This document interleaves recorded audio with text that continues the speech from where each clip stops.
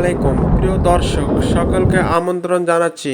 আজ বুধবার 18 জুন 2025-এর খুবই গুরুত্বপূর্ণ ঝড় বৃষ্টি ও নিম্নচাপ এবং ঘূর্ণিঝড়ের আবহাওয়ার খবরে। বাংলাদেশ ও পশ্চিমবঙ্গে আঘাত হেনেছে শক্তিশালী গভীর লঘুচাপ। ইতিমধ্যে দেশের বিভিন্ন অঞ্চলে কোথাও মাঝারি এবং কোথাও বিক্ষিপ্ত, কোথাও ভারী থেকে অতি ভারী বৃষ্টিপাতের চলমান রয়েছে। আবহাওয়া অফিসের তরফ থেকে জানানো হয়েছে এমন বৈরী আবহাওয়া পরিস্থিতি আগামী 30 জুন পর্যন্ত অব্যাহত থাকতে পারে।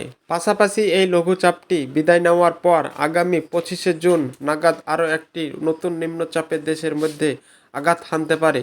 অন্যদিকে টানা ভারী বর্ষণের প্রভাবে আবারও তৈরি হতে পারে বন্যা পরিস্থিতি, এমনটাই জানাচ্ছে আবহাওয়া অধিদপ্তর। প্রিয় দর্শক, আজ এবং আগামীকাল দেশের কোন কোন জেলাতে আবহাওয়া কেমন থাকবে জানিয়ে দেব। সম্পূর্ণ বিস্তারিত ভিডিওটি শেষ পর্যন্ত দেখুন।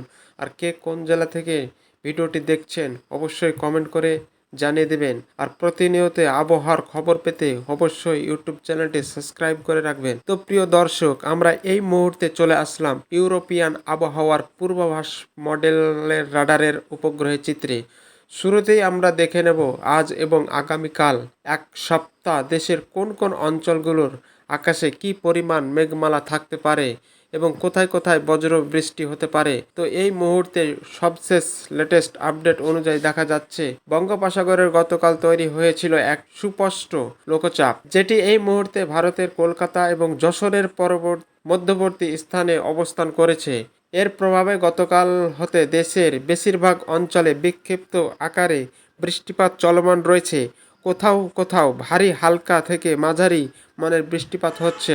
তো প্রিয় দর্শক, এই মুহূর্তে বঙ্গোপসাগরের শক্তিশালী লঘুচাপ তৈরি হওয়ার প্রভাবে দেশের 4টি সমুদ্র বন্দরের 3 নম্বর স্থানীয় সতর্ক সংকেত জারি করেছে আবহাওয়া দপ্তর। তো আজকের আবহাওয়া রিপোর্টে দেখা যাচ্ছে খুলনা, বরিশাল, চট্টগ্রাম বিভাগের অধিকাংশ জেলার আকাশে সারা দিনটাই ভারী বৃষ্টিযুক্ত মেঘ থাকতে পারে।